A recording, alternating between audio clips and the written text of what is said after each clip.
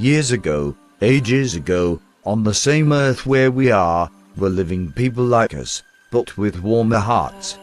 Men brave in the war, good for their brothers, though still idolaters. They had a stronger faith in their hearts and were willing to die fighting when defending their altars.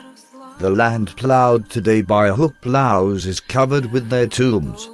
Everywhere you will find in knolls hiding graves in the mountains, forest and at the sea. From their chests are growing here a sheaf of corn and there a multicolored flower. In all the countries where Slavic nations are living today, the same nations lived all so many hundred years ago, but their names got crystallized first then, when they entered the world stage. It happens today very often that while plowing in spring or in autumn our peasant digs out of the earth a burnt bone and together with it a stone knife or a small arrow, sometimes a ring cast of bronze and seldom a bronze or iron sword, a hatchet or a pike. These finds indicate that the ancient Slav was not an invader nor an usurper, and that he loved peace and cultivated the earth. He plowed his land with a hook, sowed barley on it, oats and wheat. He ground the golden grains in the hand mill, and the matron baked from the white flour breads and cakes not only for her family, but also for the guest, who sometimes coming from afar entered the house. The guest entering the cottage of a Slav, even if he was an enemy, was welcomed, as they believed that a guest at home is God at home, and they were glad to feast him with all they possessed. The Slavic cottages stood always open. On the table covered with a tablecloth were standing bread, butter, salt and honey, and even if the tired newcomer did not find anybody in the house, he could eat and quench his thirst, rest as long as he wanted and go undisturbed on his way. In our Polish legend about two travelers, guests in the cottage of Piast during the ceremony of cutting the hair of his son's ear Ovet, we have the most exact picture of the Slavic hospitality, as the comers were treated as gods, and therefore the legend says that they were two angels.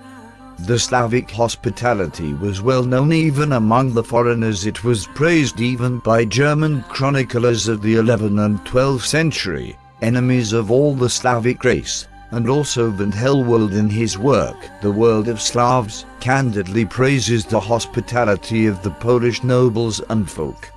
Like Francis of Assisi, who called the sun, fire, water and wine his brothers and was afraid to dip his feet in a stream that he might not annoy the water, the ancient Slavs saw higher beings in the sun, in the stars and the moon, in fire, water and wind, in the trees, bushes and herbs, and adored them. The present country medicine with its charm against diseases and breaking of spells with the help of fire and water is nothing else than a reflection of this ancient faith in supernatural powers.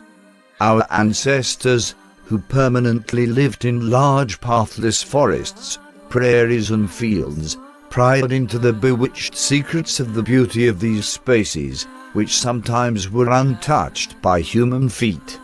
In the knolls of the forests, in the fast streams, in the depth of quagmires, in the broken rocks of the mountains, in the ancient oaks, beech trees and lime trees, they discovered the very greatest variety of secrets, and these discoveries filled them with satisfaction.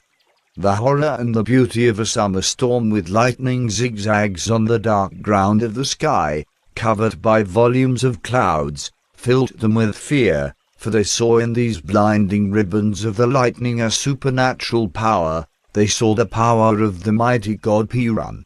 The Slavs feared thunderbolts, but nevertheless they considered a man struck by thunder to be happy, for they believed that the man killed by thunder came, purified by the sky fire, into the subterranean country under the power of wellies. In this faith originates the custom of burning the dead, for they had to be purified. It means burnt on the funeral pile before going away to the country of shadows, and as there was belief in life after death, they burnt together with the dead also the tools he used when he was alive, and food and drinks, that he might not miss anything in the other world. From the belief in life after death arose the cult of the dead. There was holiday, on which the Slavs would not remember their dead ancestors and offer up sacrifices. On Christmas Eve, and even still today in the whole Ruthenia, they put on then bank a dish with katia. It means cooked wheat with honey and poppy, and they put into the dish as many spoons as many persons of the family died, for they believed that the dead come to the cottage by night and eat the food left for them. At Easter the Ruthenians lay Easter eggs on the tombs of dead children in order that their souls could play with them when they returned to the grave from the other worlds. This cult of the dead gave to the Slav affection for tradition, love to the fatherland, to truth and beauty. This cult lasting up to the present awakes in every Slav the brother-like tribe love, the more that every Slavic language can be understood by all the Slavic nations. A Serb will understand sooner a Ruthenian or a Lusatian than a Tyrolean, a German from Mecklenburg or Saxonia. The common ancient Slavic language lives also today in all the Slavic languages, dialects and slang, as at the beginning all the Slavs spoke Slavo, word, which could be understood by all. With this word, understood by all, they praised their common good and just gods, who gave them hope in the fight against the crowd of wild invaders. For very long years we Poles, as also Slavs living on the Elbe, Oder and Baltic Sea, were oppressed by steady invasions of the Germans, bringing to them and this Christianity on the blade of the sword. For the main aim of these usurpers was not to teach the Christian doctrine to our fathers, but only the Drangnagossen, to occupy Slavic land and Slavic Baltic Sea. The same language gave the Slavs the common beliefs. In these beliefs glitter the golden sun and the silver moon, the stars twinkle, the ancient trees rush on the hillocks and on the ancient enclosures forgotten a long time ago, and the willows on the old funeral knolls are whispering of this faith, which was buried in urns together with the bones of our father for thousands of years ago, and now brought with the urns to the surface of the earth, becomes alive and tells us about this faith of our ancestors, their customs and habits. The wasting and destroying by the Germans not only of Slavic lands, not only of the body and soul, not only of the ethics and of the beliefs, but also of the Slavic names, is to be compared with the Slavic ethics and culture of those times, which were greater than the ethics and culture of the Germans. While the Slavs have given to the treasury of nations many economical, social and ethical values, the Germans brought plunder and put everything to fire and sword, hiding themselves behind the Christian propagation. But the undestroyable ethical conquests of our culture live up today in the beliefs, legends, in the ornamentation and in our Slavic folk art, and the improvements in cattle breeding and agriculture, which laid the foundations of the wealth of the people, had, according to the very last finds and tests, their origin rather with us, a settled nation cultivating the land, than with the restless and unsettled German nations. However, also here the Germans are permanently appropriating what belonged to us. Where the existence of real Slavic values cannot be denied, they get warped and falsified, evidently in order to make of the Slav a lower being, and just this unceasing fight of the Germans for ages with the Slavs in every field will bring today together all Slavic nations, and the truth will conquer. The oldest information about Ovet is in the documents of Friedrich Barbarossa of the year 1170, in the Helmholtz Chronicle, and in the Danish Chronicle of Saxon Grammaticus. According to Helmholtz, Ovet was the highest god, Deus Deorum, in all the Slavic tribes, and the high priest of Ovet has a greater power and enjoyed a greater obedience than some kings and counts of the time. Ovet's temple was on Ruijven in Arkana, where today the small village of Altkirchen extends. Arkana was raised at the summit of the lofty cape and was a natural enclosure, surrounded on three sides by torn rocks sloping down to the sea, and on the fourth side protected by a rampart nearly 15 meters high. On the northern slope of the cape a stream flowed, which supplied the inhabitants of Arkana with water. In the very middle of this enclosure was built a square wooden temple adorned with sculpture, to which only one entrance led. Inside of the temple stood the statue of Ovet of supernatural height, made of various kinds of wood, with 4 heads and 4 necks, the beard and the hair of each head being cut short. In the right hand this statue held a horn made of various metals, and his left hand rested on the hip. Beside the statue stood the saddle, bridle and saddle cloth of the white horse consecrated to Ovet, and a sword of huge dimensions with a silver scabbard and hilt. The solemnization in Aviator's honor took place at the end of the harvest, and at that time the adorers of this god of the whole Slavonia assembled. During these ceremonies the high priest predicted about the future crop from the smaller or greater remainder of honey left in the horn held by the statue. The rich treasury of Ovet, where were laid up whole heaps of precious objects, was the desired object of all the neighbors. Valdemar II, the Danish king, led by eagerness invaded Ruijven and took it on the 15th of June, 1168. He plundered the treasury and ordered his 2 knights, Bernus and Sunna, to pull down the statue of Ovet, and the soldiers used the huge statue for heating. St. Bruno, apostle of the Prussians and brother of the Emperor Henry II, and Tietmer, bishop of Meersburg, left to us in their chronicles the information about the god of the sun, Svarazit. Although for the most this god and his template we are to be grateful to Tietmer. The temple of Svarazits was in the land of Redas in the enclosure called Retra. This enclosure was situated in a peninsula surrounded on 2 sides by waters of a lake today called Breitalucinasi near the mouth of the Oder. The small peninsula called Schlossberg is not far from the small town named Feldberg. On this hill 120 to 130 meters high was situated the enclosure, to which led 2 gates always open. The third, smaller one, led to the steep shore of the lake.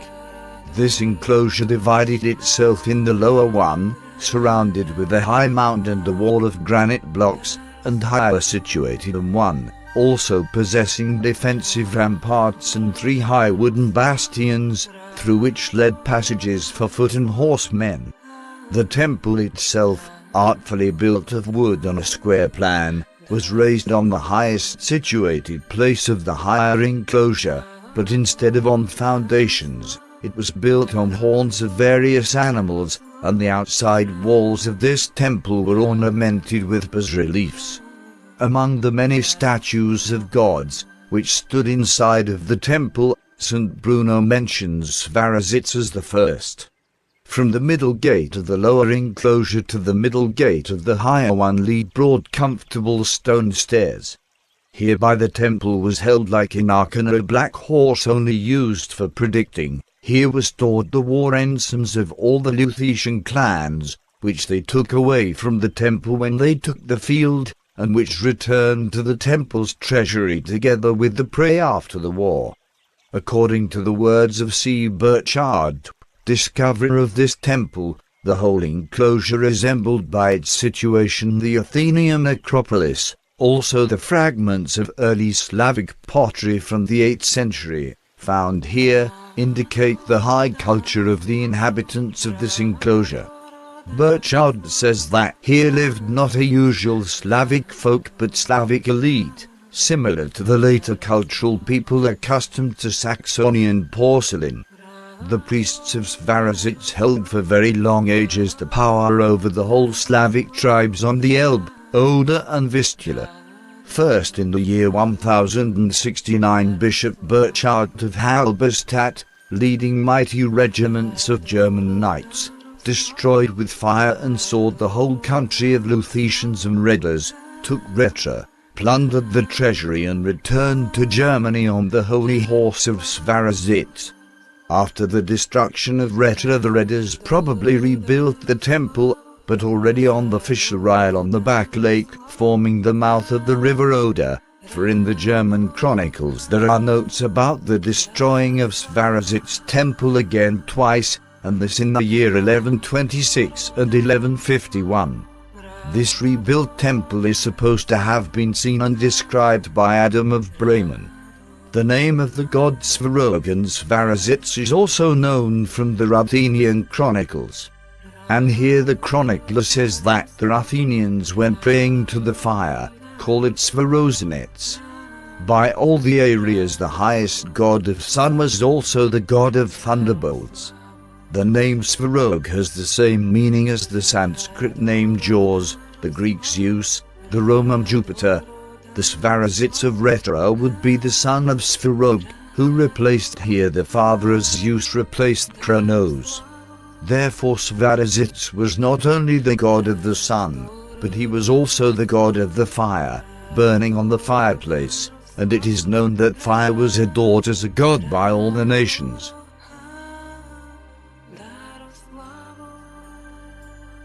Adam of Bremen and Helmholtz say by the description of Retra, that the main god in this temple is the god Radghost.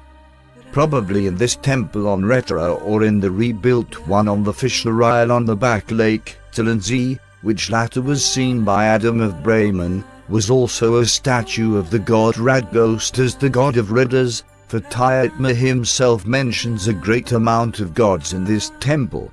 The temple was built of wood and was, as the chronicler himself says, a phanum artificios compositum, and had horns of various animals instead of foundations.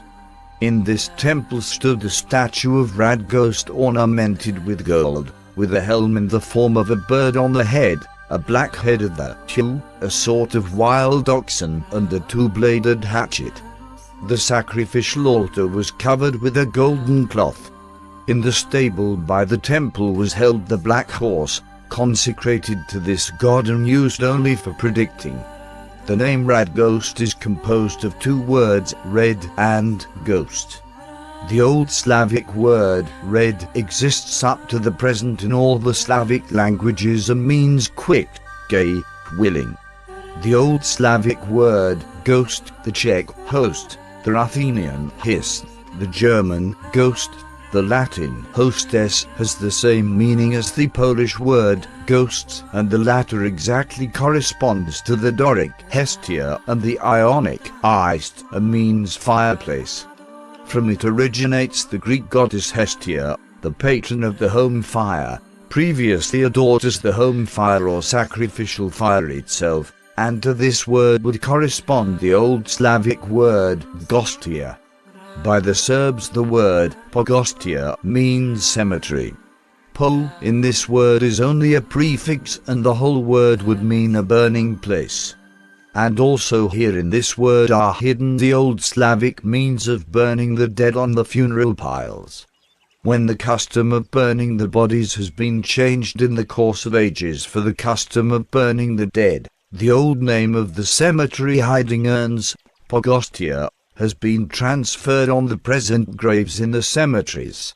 Among the old Greek finds dug out on Creta has been found a great number of two-bladed hatchets of various dimensions called labries, which were made of various materials. These discoveries prove that there flourished in the 16th century BC the cult of the hatchet. Such hatchets were known in the prehistorical times in the whole of Europe. Simultaneously with the cult of the hatchet flourished the cult of the ox, and in Greece the two-bladed hatchet was placed between the horns of the ox in the drawings as in the sculpture.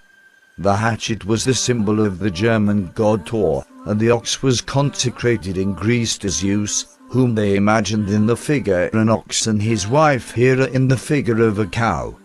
Therefore the hatchet as well as the ox are symbols of Zeus, of Thor thunderbolt and of fire.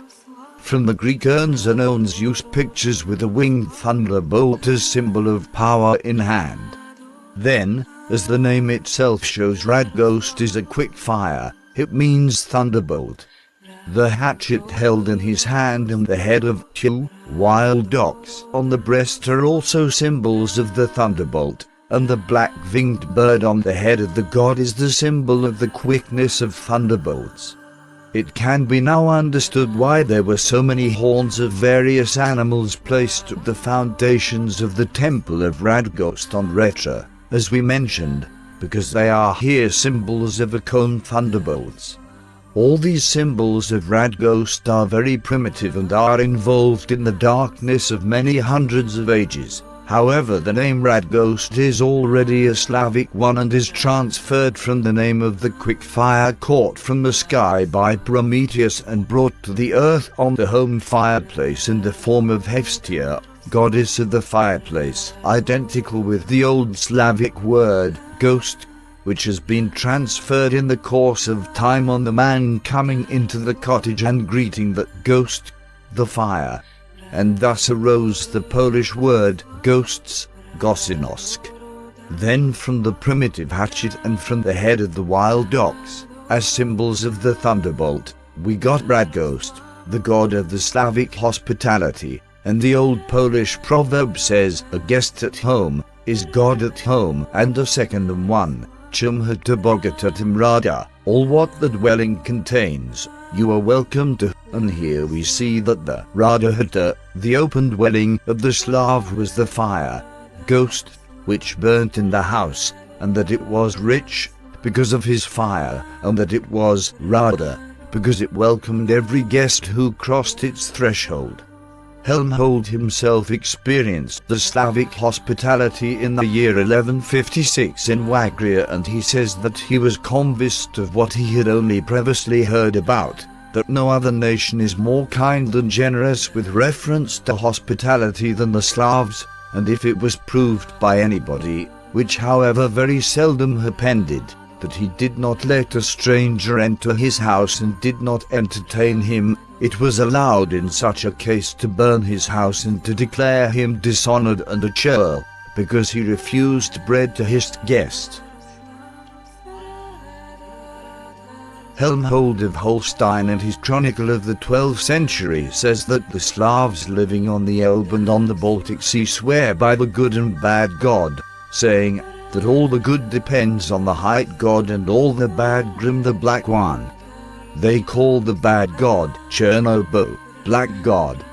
Contrary to Chernobo, it is said to have been Bilbo, but according to every probability the name of the white god was created later, when already Christianity had some influence on the Slavs, for as Helmhold mentions, Chernobo is called here the devil. These both gods, the white as well as the black one, are said to have had their templates in Budzizin in Lusatia, on two opposite mounts bearing the names Bilbo and Chernobo at the present. The names of these gods disappeared from the memory of the folk, but the traces of their cult remained in the names of human residences and of mounts, as the Slav consecrated elevated places to his gods. From it we have in Poland places named Bielobs, Bielobznica, and in Czechoslovakia one named Belbzica. One cannot judge on the basis of these names that the Slav was a dualist and that he believed in the fight of the good powers with the bad ones, of the light with the darkness, but they say in the district of Helm when somebody's ear tinkles, the bad pursues the good. About Triglav, the god of three heads, this Slavic Trinity, we got the information in the biography of St. Otto, who in the year 1124 to 1128 converted the Pomeranians to Christianity. The temples of Triglav, of which the Slavs on the Elbe had three, were built of wood and ornamented by sculpture inside and outside. By the temple of this god in Stettin was held a black horse consecrated to the god. Beside the temple grew an oak of huge dimensions, at the bottom of which spouted out a spring. The god's statue itself was of small dimensions, with 3 golden heads covered with a golden net, that the god might not notice the human sins either with the eyes or with the ears. The second temple of Triglav was raised in Braniba, the present Brandenburg, in the land of Obotrits, and was destroyed by the middle of the 12th century. Triglav had also a small golden statue in Berlin, the heads of which were silvered, and the temple of this god was said to be built in a triangle. In the temple of Triglav were held meetings and debates, and here in the national treasury they deposited the prey of war and various precious objects such as knives, hangers, golden and silver brimmers, huge horns of wild oxen set in gold and pearls and serving sometimes for drinking, sometimes as war trumpets. After the destruction of the temple in Stettin in the year 1125, St. Otto took away the small statue of Triglav as a trophy, destroyed the trunk of the body and sent these 3 golden heads to Rome to Pope Calixtus as a proof of converting the Pomeranians. The solemnization of Triglav was celebrated by the 4th of June. As the proof that the cult of this god spread very far, the names of places and mounts remained up today, spread not only on the Oder but also by the southern Slavs. Not far from Wolin and near the small town Greffenberg exists today a village called Triglav. Moreover, there is in the Julian Alps in Carniola, the high mountain Triglav about which various sages and legends are told. Ruijven, as the name itself indicates, was a local god, adored only on Rugia. Saxo Grammaticus gave us his description. He says that on Rugia was in Kozinitsa one bigger temple, similar to others. Inside of it, however, were purple curtains hanging between columns instead of walls. In the middle, behind those curtains, between the corridors leading to the sanctuary being in twilight, stood a sacrificial oak table and a statue of Ruijven of irregular form, also made of oak. On the trunk of this statue were sculptured 7 human heads under one hat. The hips of the god surrounded a belt, on which hung 7 human heads under one hat. The hips of the god surrounded a belt, on which hung 7 huge swords, and the 8th sword was fastened to the palm of the hand of the statue with an iron nail. The statue of Ruijven was so high that Bishop Absalom, although well grown, could scarcely reach the beard of the statue with the blade when he wanted to shatter the head of the statue with an axe. The whole trunk of this statue was hollow, and in the groove swallows had their nests. It is difficult to say today on the basis of such scarce information what kind of a god he was. His weapons, however, indicate that he might be a god of war, under whose charge and guide the Rugians often made their rapacious neighbors suffer. The author of the biography of St. Otton, the Bamberger bishop, gave us in this biography information about the god Ovet, who had his temple in Wielgosz in Pomerania and in Hewelberg not far from the Elbe. We do not know how the statue of this god looked. We only know that in this temple hung an immensely heavy golden shield of curious workmanship, which nobody except the priest was allowed to touch. This shield was carried out of the temple only during great expeditions of war, and Andrew, the Bamberger abbot, says that during the holidays of Ovet, which were celebrated in the middle of March, the whole town was adorned with flags. Ovet, as the name itself indicates, was the god of spring, Yarrow, Yar, in the Ruthenian, Slovenish, Serbian, Czech and White Ruthenian languages means spring. Further, also this would be a proof that he was the god of spring, because his solemnization was held in March, at the time when spring awakes, at the time when the new summer, New Year starts, which began with the Slavs in the beginning of March. The Ruthenians in the Ukraine hold in the spring and in the beginning of June a holiday called Birilo. On this day the girls assemble to wreath garlands of flowers and decorate themselves with them. The boys burn fires and dance with girls, singing songs, in which Irilo's name is often repeated. Beside the names of Prove and Ragost, Helmhold mentions the name Siva. This goddess should be called Zavia, and maybe it is not incidental that Glagos calls her Ziwi as goddess of life, having charge over the whole of nature, awakening in spring to the new life. Today it is difficult to find out whether this goddess was only a local goddess of the Slavs living on the Elbe, or whether also other Slavic nations had some god of the life. In any case, the awakening of nature in spring ought to make the same impression on the people as today, should excite the brain to some investigations and to create type of a certain sphere of acting. About the year 1170, Helmhold, the parson of the Lubeck curacy, has written Chronicon Slavinum and says in this chronicle that in the land of Wagraze, Holstein, the first and greatest god was Pru. His statue stood in a grove, where old oaks, consecrated to this god, were growing. This grove and the place was considered to be holy. Here every Monday the fold with the king of Wagraze, Shibeslev, and with the priests assembled together for judging. Only those were allowed to get into the grove who had the intention to make sacrifices, or those who were in danger of death, and to the latter shelter was never refused. Such an honor these Slavs rendered to this god and to the holy grove, that they never allowed the court of the temple to be stained even by the blood of the enemies. This statue is said to have shown a man with a toothed crown on his head.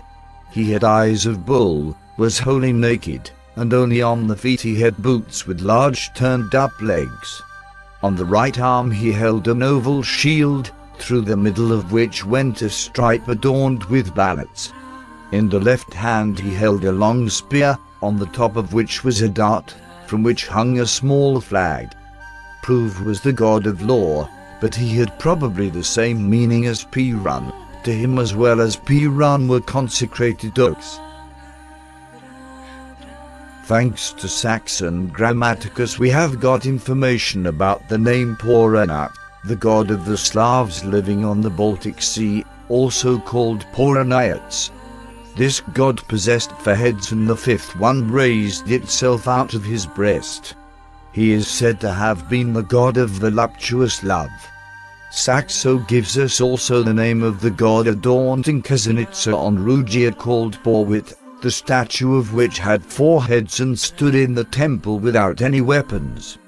Prove, Poranat and Perevit is only the modified name probably of Perun, who was known in the whole Slavonia, and who was adored on the Baltic Sea under the above-mentioned names. It is interesting here that in Ruthenia all the gods were one-headed, and on the Elbe and on the Baltic Sea nearly all the gods known to us possess many heads. By Glagos and other authors we find information about Ladona and Leda, who introduced order into the world. According to Strigowski, Leda had to be the goddess of beauty, love, and of making matches for marriage, and the word Lado in the Old Ruthenian and Old Czech language meant the bridegroom as well as the bride. The holiday of Leda called Stado is said to have been held in the time from the 7th of June up to the 7th of July. The Ruthenian women are still today singing songs on wedding feasts, in which the word Lado is often repeated as a refrain, whereby they are clasping hands. They call such singing Latkani.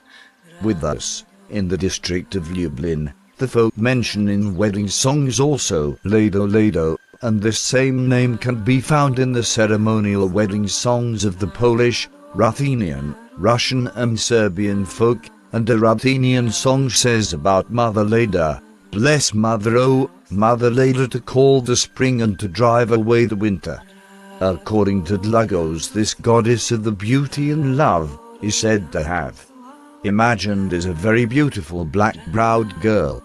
Her statue stood on a bare spot in the forest among the beech trees and viburnum, and was adorned each day with plaited wreaths which the Ruthenian girls, going to marry, adorned their heads. Marzana, about which we get information in the Chronicle of Mokoosh, was the goddess of the night, winter, death and pestilence. We know that the Slavs began the year with the beginning of March, when winter escaped under the rays of the sun and when the warm spring came.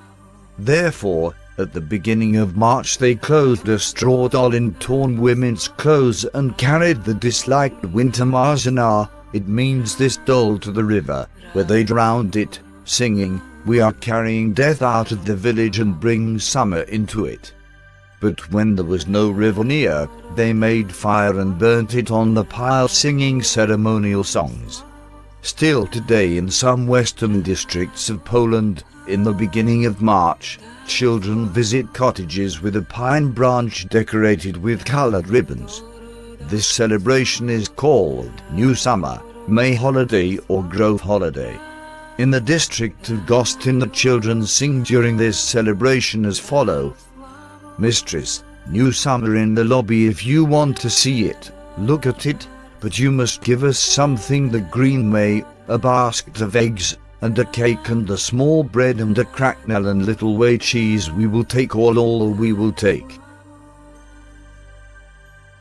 Nestor's Chronicle under the date of the year 907 informs us about making peace between Oleg and the Greeks. The emperors Leon and Alexander concluded peace with the Ruthenians, both taking an oath while they themselves kissed the cross, and Oleg and his court swore by their weapons according to the Ruthenian law, by Perun, their god, and by Welis, the god of the cattle.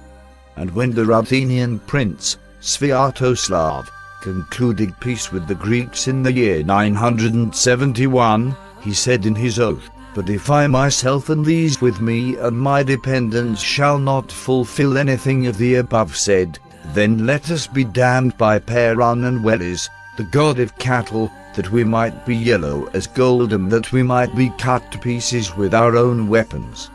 When in the year 980 Vladimir, the Ruthenian prince, ascended the throne, he erected in Kiev before his palace a wooden statue of Perun with a silver head and a golden mustache.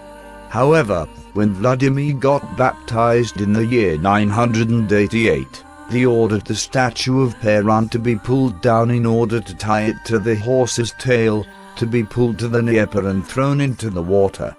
On the way they struck the statue with sticks, as they pulled it along. This Slavic god of the thunderbolt, destroyed hundreds of years ago, exists up to now in the folk language, as we often hear curses as be struck by thunderbolt, Perun, and the mountaineers, living at the bottom of Baby Agora still today say, "God Thunderbolt, Bog Perun," when speaking about thunderbolts. The cult of Perun in Ruthenia became today transferred to street, and the Ruthenians believe that when it thunders, St. Elias fights with the devil. The Hakuls celebrate this day very solemnly, calling it Hromov Swato, Thunderbolt Holiday, as St. Elijah, according to the beliefs of the Hakuls, is said to protect people and animals from thunderbolts. The Slavs, as well as other Indo-European nations, imagined the sun as a fire eternally burning, as a burning circle or ring line on the sky, and therefore a proverb remained up to now in Ruthenia: they lived in the forest and prayed to the circle. In the Nestor's Chronicle we read under the date of the year 1080, and Vladimir erected before his palace the idols Perun and Chosde's bow. The Ruthenians adored the sun under many names, corresponding to the changing of the heat of the sun rays, calling it Sphirog, as the giver of life and nature. They called the sun, warming the earth in spring, Irilo, and finally called the sun, as the giver of the summer warmth, Kapalo. That cult of the sun has been kept up today in the stories of the Slavic nations, in their ceremonies, proverbs, riddles, and even in the expressions, as a proof of which may serve a sentence often said in Ruijven, respecting the shining sun, the Lord's day, holy pictures and you baptized people. I bought a pig. Then, the word pig is in the mouth of the Ruthenian folk something so ugly that it can offend not only the hearers, but even the sun and the holy icons. The author of the old Slavic poem of the 12th century, The Tale About Igor's Regiment, says, "These winds, the grandsons of Stebo, are blowing from the sea with arrows on the brave regiments of Igor." And in the contents of this sentence many mythologists saw in Stebo the god of the wind, and Miechovita says that the Slavs adored the soft breeze rushing the sheaves and leaves, calling it pervised whistler. Our folk up to now personate the wind. The Russians imagine the wind in the figure of an old man, who, having the mouth closed, blows through the teeth only, from which a storm arises, and they think that if he would blow with the full mouth, would sweep off all in the world, he would lay the mountains level with the valleys, and the end of the world would follow. In the Ukraine the folk believe that the wind is a man, who is running all over the world and mowing only one half of the moustache, from which a strong wind arises. And if he would move both halves of the moustache, a storm would arise, which would pull up old oaks 100 years old from the roots. The poles see in the wind a man of a scratched face and torn clothes, as he is flying over bushes and thorns, and from the holes of the torn clothes is blowing the wind. The Slavonian sacrifices flour and 4 pieces of bread to the wind during the storm, that the wind may become calm, and in this belief we see the rest of the cult of wind and the reminiscence of the sacrifices given to the wind. Nestor in his chronicle under the date of the year 907 mentions the wording of the Ruthenians, who swore upon their own weapons and Perun and Welis, the god of cattle. In the Tale About Igor's Regiment, the author calls the poem Bojan the grandson of Welis. From the contents of this oath and from the words of the author of the Tale About Igor's Regiment, calling the folk singer Bojan the grandson of Welis, we understand that Welis, being he god of cattle, was also the god of folk singers and poets. We know that the Slavs swore also by the earth, and as turf in Lithuanish is called Velena, and the earth is the residence of their dead ancestors, Lithuanian Vli, October is called in Lithuanish Mėnesis Vilu, All Souls' Day, wherefore Vli are the spirits of the dead, and Welis is the governor of the spirits residing after death under the ground in Welis' kingdom. As also the Greeks when swearing called for the shades of their ancestors and for the governor of Hades, we come to the conviction that the Slavs swore by Welis as the god of the earth and the governor of spirits. The cult of the ancestors by all the Slavs was strictly bound with the cult of the home fireplace. According to the beliefs in Ukraine, the god taking charge of the home is Chazyan or Hospodrychek, who stays by every fireplace looking thereby after the crop and to cattle, and he is strictly bound with the spirits of the ancestors of the host. Therefore we may conclude that also Welis, being the king of the underground, was at the same time the god of the cattle.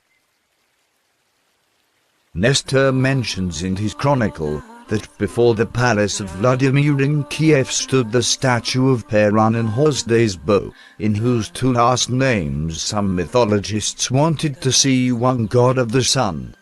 In the Tale About Igor's Regiment we have the information that Prince Mshislav ran alone by night, as a wolf through the whole way from Kiev to Murokan, and crossed the way of Horse before the crowing of the cocks. From this sentence it is quite evident that Horse is not the god of the moon, as Mshislav crossed his way by night. In the Polish language the word horse would sound has, and the word wyhasli means emaciated, keeping himself only with the rest of his powers, and the meaning of this word perfectly agrees with the beliefs of the folk with reference to the moon.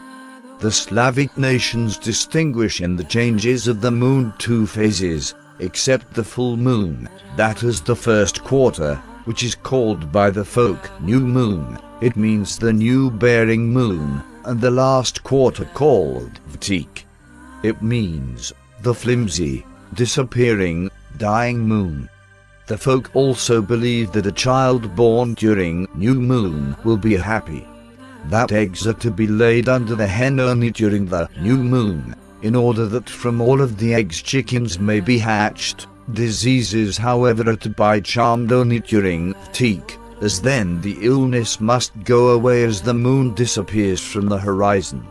Then Horus will have been the god of the moon, and this probably his last phase. It means vtik.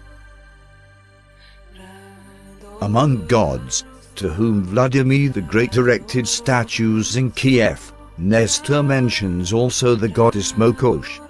She was a goddess under whose charge sheep were shorn and who during the Lent visited the cottages where spinsters were assembled and made them uneasy. The women were afraid of her and recognized her by the twanging of the spindle and by the old wool of the sheep left by her, as she guarded the sheep and cut their wool off by herself. To this goddess were sacrificed besides scissors also tufts of wool.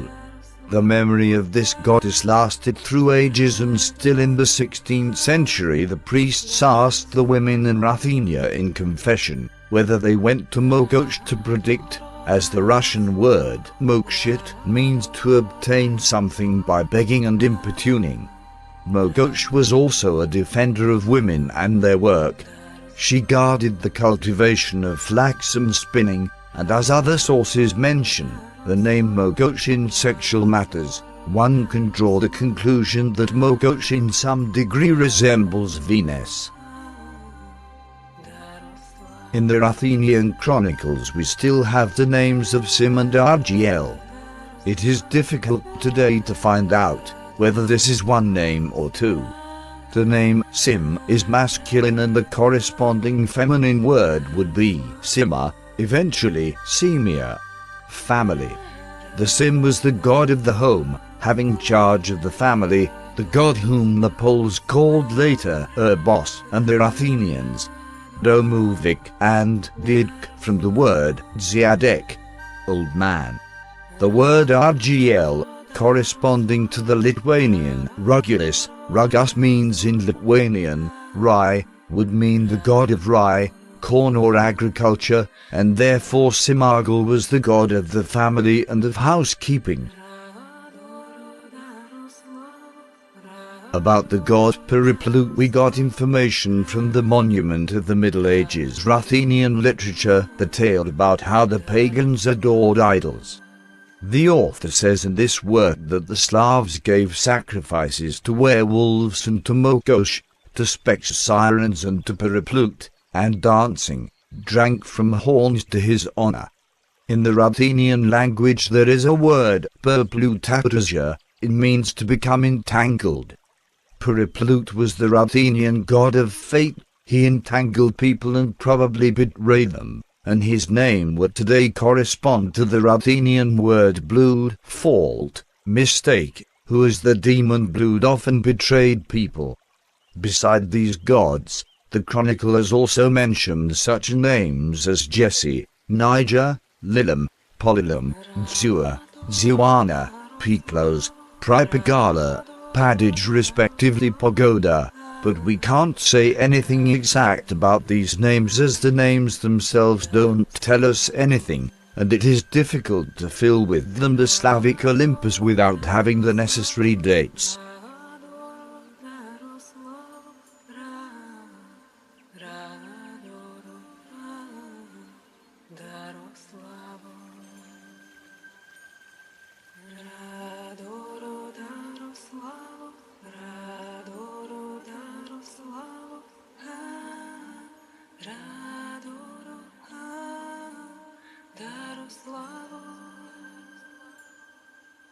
Радору дару славу, радору дару славу, радору дару славу, радору дару славу, радору дару славу, радору дару славу. Радору дару славу, радору дару славу, радору дару славу.